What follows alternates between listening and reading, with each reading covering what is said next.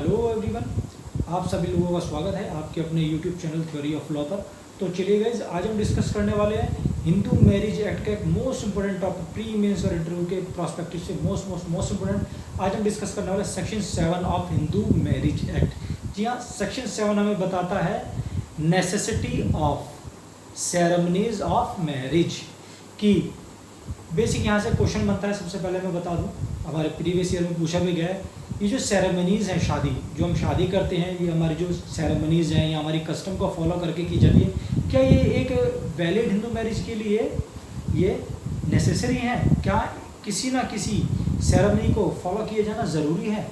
तो चलिए आज हम इसी क्वेश्चन को डिस्कस करने वाले हैं। सबसे पहले अगर हम रीड करें क्लॉज 1 सेक्शन 7 का, जो हमें बता रहा है कि अगर दो पार्टीज़ हैं और शादी कर रही हैं तो उन पार्टीज़ में से किसी की भी सेरेमनीज़ या यूसेज को फॉलो करके हम शादी को कर सकते हैं। ठीक है गाइस, यहाँ पर ये ध्यान दीजिएगा, यहाँ पर मे वर्ड यूज़ हुआ है कि अगर कोई शादी की जा रही है, दोनों पार्टीज़ में से किसी की भी सेरेमनीज़ या यूसेज को फॉलो करके की जा सकती हैं। मे वर्ड है, शैल तो नहीं है, मैंडेटरी तो नहीं बना रहा है। ठीक है, ये पढ़ा। अब हम बात करते हैं दूसरे क्लॉज की।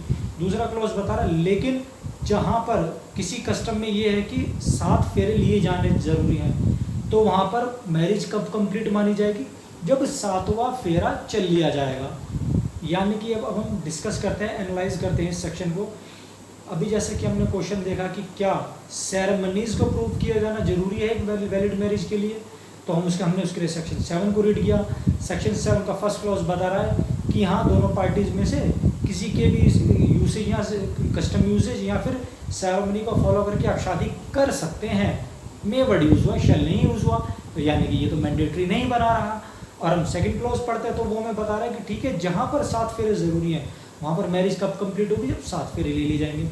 तो चलिए अब हम एनालाइज करते हैं। अगर हम बेसिक देखें तो गाइस, ये तो हमें मना कर रहा है कि मैंडेटरी नहीं है ना, बाउंड नहीं कर रहा। आपकी पार्टीज़ की अपनी मर्जी है, आप चाहें तो फॉलो करें या तो ना करें।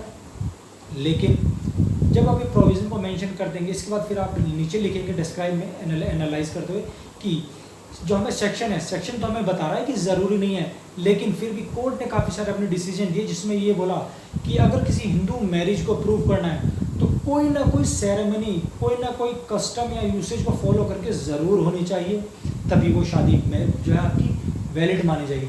अदरवाइज़ वो जो शादी होगी वो आपकी वैलिड नहीं मानी जाएगी। फॉर एन एग्जाम्पल, हम पढ़ते हैं बाइगेमी, जब आईपीसी में पढ़ते हैं तो आपके लिए क्वेश्चन आप हमें बताइएगा बाइगेमी का आईपीसी में कौन सा चैप्टर है, कौन से सेक्शन से लेकर कौन से सेक्शन तक डिफाइन किया गया है। बाइगेमी में अगर हम बात करते हैं, एक पर्सन ए है, उसने क्या किया, लिविंग रिलेशन में रहना शुरू कर दिया वाइफ के, एक लड़की के साथ लिविंग रिलेशन में रह रहा है, ऐसे रह रहे हैं जैसे हस्बैंड और वाइफ है। उसके घर वाले लड़के के उसकी शादी करा देते हैं प्रॉपर एक यूसेज को फॉलो करके।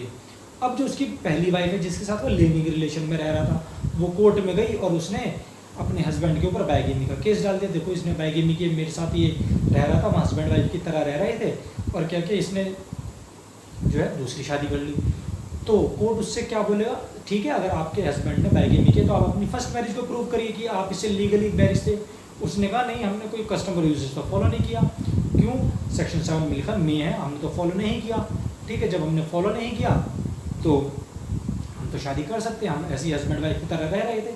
तो कोर्ट ने कहा नहीं, सेक्शन 7 में की क्लॉज में मे वर्ड यूज़ हुआ, लेकिन आप इसे मैंडेटरी फॉर्म में पढ़ेंगे। शादी अगर किसी फॉर्म, पर्टिकुलर फॉर्म को में या किसी पर्टिकुलर कस्टम को यूसेज फॉलो करके नहीं है तो वो एक वैलिड मैरिज नहीं की जाएगी, और आप इस केस में अपने हस्बैंड को लायबल नहीं कर सकते बाइगेमी के लिए। और एक केस कौन सा था?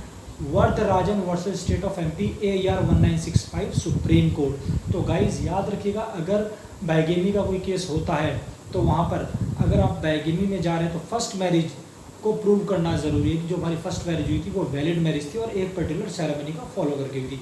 अब इसी तरह का एक दूसरा इशू आया, इसमें क्या था, एक लेडी ने, एक विडो लेडी थी, उसने रीमैरिज की। विडो लेडी ने रीमैरिज की एक पर्सन से। अब रीमैरिज की, लेकिन उसने कोई कस्टम या यूसेज को फॉलो नहीं किया, वो सीधा रिलेशन में थी, उसके साथ जाके रहना शुरू कर दिया। अब जब वो पर्सन भी मर गया तो उसने उसकी प्रॉपर्टी के लिए क्लेम किया। अब जब प्रॉपर्टी के लिए क्लेम किया तो कोर्ट ने कहा ठीक है, अगर आप भाई प्रॉपर्टी चाह रहे हैं ठीक है, आप अपनी मैरिज को प्रूव करिए। अब लेकिन वो मैरिज को प्रूव नहीं कर पाई, क्यों? क्योंकि उसने कोई भी कस्टम यूसेज फॉलो नहीं किया था। तो कोर्ट ने बताया कि जब तक आप अपनी मैरिज को प्रूव नहीं कर देते किसी भी कस्टम या यूसेज के अकॉर्डिंग, तब तक आप इंटाइटल नहीं हो सकते किसी प्रॉपर्टी के लिए। यानी कि कोर्ट ने एक बार फिर से यही बोला कि अगर आप कुछ भी शादी के बिहाफ पर चाहते हैं, या तो आप सेकंड मैरिज के लिए किसी को लायबल करना चाहते हैं या फिर अपना प्रॉपर्टी में राइट चाहते हैं, तो आपको मैरिज की कोई ना कोई सेरेमनी या यूसेज को फॉलो करना ज़रूरी है। और ये केस कौन सा था? श्रीमती बीवी वर्सेस रामकली, श्रीमती बीवी वर्सेस रामकली, AR 1982 इलाहाबाद। ठीक है गाइस, ये दो केस थे। और अब हम देखें कि अब आपके माइंड में क्वेश्चन आ गया, जो कोर्ट मैरिज होती है ये तो किसी कस्टम या यूसेज को फॉलो करके नहीं की जाती, तो इनका क्या? लेकिन ये तो वैलिड मैरिज होती हैं। बिल्कुल ये वैलिड मैरिज होती हैं। क्यों? क्योंकि अगर हम देखें, ये जो हमारा मॉडर्न ट्रेंड है, जो हमारी मॉडर्न जनरेशन चल रही है, ये भी एक फॉर्म है जो हम जाके रजिस्ट्रेशन कराते हैं, विटनेस उस पर साइन करते हैं, तो ये क्या है? ये भी शादी की एक फॉर्म हो गई है ना। इसे भी हम एक सेरेमनी मान सकते हैं एज पर सेक्शन 7। तो गाइज आई होप आपको समझ में आया होगा, क्योंकि मोस्ट इंपोर्टेंट टॉपिक है, कई बार पूछा भी गया कि क्या कस्टम यूसेज जो है हमारी मैंडेटरी है नहीं।